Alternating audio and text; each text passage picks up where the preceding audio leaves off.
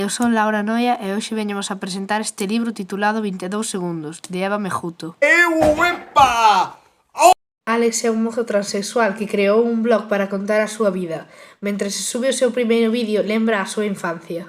De pequena nunca quería poñer vestidos, sempre ia en chándal á escola. Cando comezou primaria tiña que ir co uniforme, pero non quería as coletas. A Xela dábaselle moi ben debuxar. Un día, na escola, pedíronlles un debuxo da súa familia e a profesora díxolle que se tiña que debuxar en falda e con coletas. Os debuxos colgáronnos nun mural e cando tivo a oportunidade subiuse a unha mesa e tentou borrar a falda e as coletas, pero sorprendeuna unha profesora e caeu da mesa.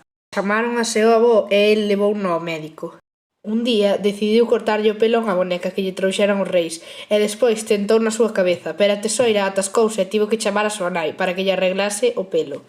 Esa semana falaron da comunión na escola. Ao chegar á casa foi ao faiado e viu o vestido. Cabreouse e comezou a pisalo ata que veu a súa nai e lle dixo que non era para ela. En cuarto tivo un problema cun rapaz.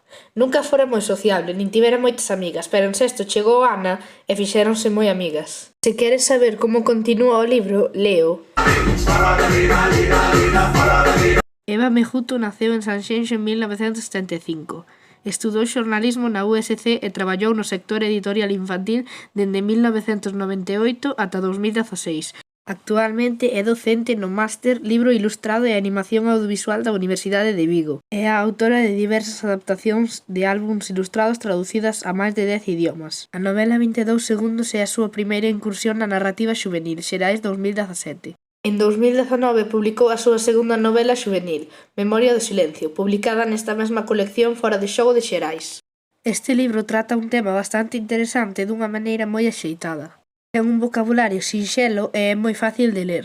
Gustoume bastante este libro, anímovos a lelo.